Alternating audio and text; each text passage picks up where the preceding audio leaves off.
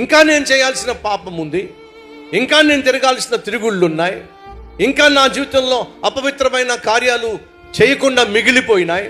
ఇప్పుడే నేను యేసయ్య దగ్గరకు వచ్చే సమయం కాదు.